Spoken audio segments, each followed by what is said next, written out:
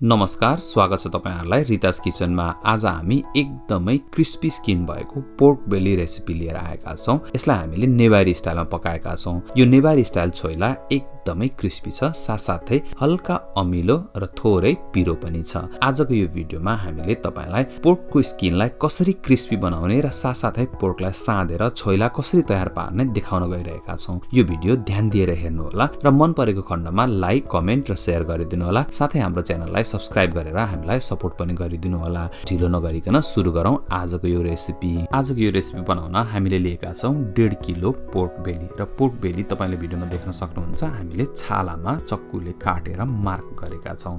यसरी काट्दाखेरि छाला एक्स्ट्रा क्रिस्पी बन्छ। त्यसैले तपाईले पनि छाला मात्रै काटिने गरी चक्कुले मार्क लगाउनु होला र त्यसमा यसरी नुन रब गरिसकेपछि अब हामी यसलाई पानीमा उमाल्छौं। पानी उम्लिसकेको छ। यसमा 1 चम्चा नुन र आधा चम्चा बेसार एड गरिदिनुस् र अब यसमा मासु राखेर मासुलाई कम्तीमा पनि 20 देखि 25 मिनेटसम्म लो मिडियम फ्लेममा उम्लिन दिनु होला। मासुलाई छोपेर उम्लिन दिनुस्। त्यति बेलासम्म हामी अन्य तयारीहरू सुरु गर्छौं। सबैभन्दा पहिला 1.5 इन्चको टुक्रामा अदुवा लिनुस् र अदुवालाई पनि एकदमै मसिनो गरेर काट्न सुरु गर्नुस्। तपाईले भिडियोमा देख्न सक्नुहुन्छ।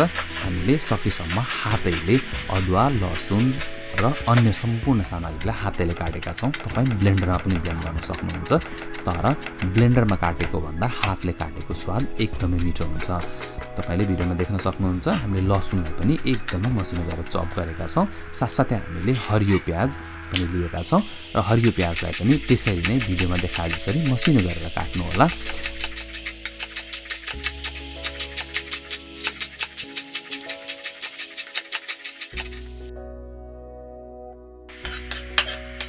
धनियालाई पनि यसरी नै मसिनो गरेर काट्नुस्। अदुवा, लसुन, धनिया र प्याज मसिनो गरेर काटिसकेपछि हामीलाई छोइला बनाउन कति पनि बेर लाग्दैन। तपाईले देख्न सक्नुहुन्छ मासु 20 मिनेटसम्म उम्लिसकेको छ।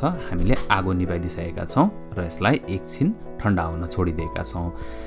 मासुलाई एउटा चपिङ बोर्डमा निकाल्नुस् र अब आगोमा तपाईले एउटा प्यान राखेर प्यानलाई मिडियम हाई हिटमा तताउनुस् र थोरै तेल एड गर्नु होला। मासुमा एकदम धेरै फ्याट हुन्छ, त्यसैले तेल धेरै एड गर्नु हुँदैन। अब तपाईले मासुको छाला तल पर्ने गरी प्यानमा राखेर यसलाई हामीले एकछिन फ्राई गर्छौं। यसरी 5-7 मिनेट तपाईले छालालाई फ्राई गर्दा छाला एक्स्ट्रा क्रिस्पी बन्छ। त्यसपछि मात्रै हामी मासुलाई काटेर फेरि फ्राई गर्नेछौं। तर अहिलेलाई तपाईले पल्टाइ चारैतिर घुमाइ तपाईले छालालाई राम्रोसँगले क्रिस्पी बनाउनलाई फ्राई गर्नुपर्ने हुन्छ।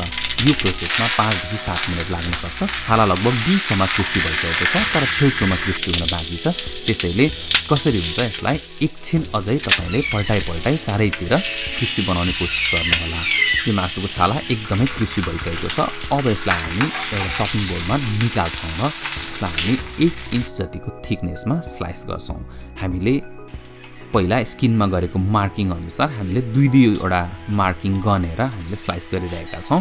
1 इन्च जतिको थिकनेसमा स्लाइस गरिसकेपछि यसलाई फेरि हामी पुनः प्यानमा राखिदिन्छौं र फेरि एकछिन फ्राई गर्छौं।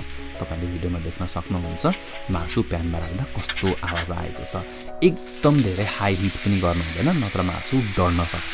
यसलाई मिडियम हिट राख्नु होला र एक साइडमा कमसेकम 3-4 मिनेट फ्राई गर्नुस् र त्यसपछि फेरि यसलाई पल्टाएर अर्को साइडमा पनि फेरि हामीले 3-4 मिनेट फ्राई गर्नुपर्ने हुन्छ। 3-4 मिनेट भन्दा पनि हामी यसको कलर हेर्छौं। मासु एकदमै क्रिस्पी बन्नुपर्छ र क्रिस्पी बनेपछि मासुलाई सार्दाखेरि एकदमै राम्रो स्वाद आउँछ।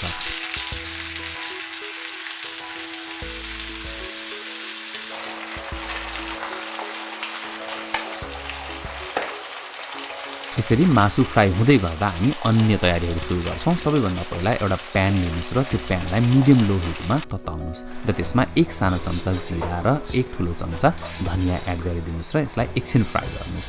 साथसाथै हामीले 4 वटा सुक्खा खोर्सानी पनि एड गरेका छौं र यसलाई पनि हामीले एकछिन रोस्ट गरेका छौं। यसरी रोस्ट गर्दा एकदम धेरै स्वाद बन्छ र खान पनि एकदमै मजा आउँछ। तपाईसँग घरमा खल छ अथवा सिलौटो के छ त्यसमा राखेर मसलालाई राम्रोसँगले पिस्नु होला। सबैभन्दा पहिला जिरा र धनियालाई पाउडर बनाउनुस्। जिरा र धनिया पाउडर भइसकेपछि अनि यसमा खोर्सानी पनि एड गरिदिनुहोस् र खोर्सानीलाई पनि पाउडर बनाउँछौँ। तपाईले भिडियोमा देख्न सक्नुहुन्छ खोर्सानी एकदमै क्रिस्पी छ तर डढेको छैन। डढ्यो भने अलिकति तितो स्वाद आउँछ, त्यसैले डढाउनु चाहिँ हुँदैन मसलालाई। अब यसमा मैले आधा सानो चम्चा खोर्सानी पाउडर र 1 ठुलो चम्चा तोरीको तेल पनि एड गरेको छु र यसरी मैले मसला तयार पारिसकेको छु। साथसाथै मैले 2वटा मिडियम साइजको टमाटरलाई पनि रोस्ट गरेर तयार पारेको छु। तपाईले यसको बोक्रा भिडियोमा देखाए जसरी तास्नुस् र अब यसलाई पनि मसिनो गरेर काट्नुस्। पोलेको टमाटर काट्न चिप्लो हुन्छ, त्यसैले ध्यान दिएर काम गर्नु होला, हात जोगाउनु होला। अब सबैभन्दा पहिला हामी एउटा बल लिन्छौँ र त्यसमा भर्खरै काटेको टमाटर एड गरिदिन्छौँ र साथसाथै हामी यसमा 2 सानो चम्चा नुन र चप गरेर राखेको अदुवा र लसुनलाई पनि एड गर्छौँ। साथसाथै हामीले सबै चिली पेस्ट पनि यसमा एड गरिदिन्छौँ र अब यो सबै मसलालाई हामी राम्रोसँगले मल्छौँ। मल्नुभन्दा पहिला ध्यान दिनु होला, यदि तपाईको हातमा कट्सहरू छ भने चाहिँ ग्लोभ्स प्रयोग गर्नु होला। मेरो हातमा सानो सानो कट्स भएकोले मैले ग्लोभ्स लगाएर यसलाई राम्रोसँगले मलेको छु। मासु पनि चेक गरौँ। मासु पनि हाम्रो लगभग तयार भइसकेको छ। तपाईले भिडियोमा देख्न सक्नुहुन्छ एकदमै ब्राउन र क्रिस्पी देखिन थालेको छ। अब यसलाई हामी एउटा चपिङ बोर्डमा निकाल्छौँ र कम्तीमा पनि 7-8 मिनेट 10 मिनेटसम्म यसलाई हामी कुल हुन दिन्छौँ। तातै तपाईले चप गर्नुभयो भने यो मासु अलिकति सफ्ट हुन्छ, तर 8-10 मिनेट सेलाइसकेपछि अझ क्रिस्पी बन्छ र यसलाई भिडियोमा देखाए जसरी 1 इन्चको क्युब्समा तपाईले 1.5 इन्चको क्युब्समा यसलाई काट्नु होला र काटिसकेपछि अब यो मासुलाई पनि हामी त्यही अघिको मिक्सरमा एड गरिदिन्छौँ र अब यसको साथसाथै हामीले अघि काटेर राखेको प्याज र धनिया पनि एड गरिदिन्छौँ र अब यसलाई राम्रोसँगले मिसाउनुहोस्। तपाईले यसरी मल्नुपर्छ कि मासुको सबैतिर सबै मसला र प्याज अदुवा लसुन लाग्नुपर्छ। तपाईले भिडियोमा देख्न सक्नुहुन्छ एकदमै खाउँ लाग्ने छोइला बनेर तयार भइसकेको छ।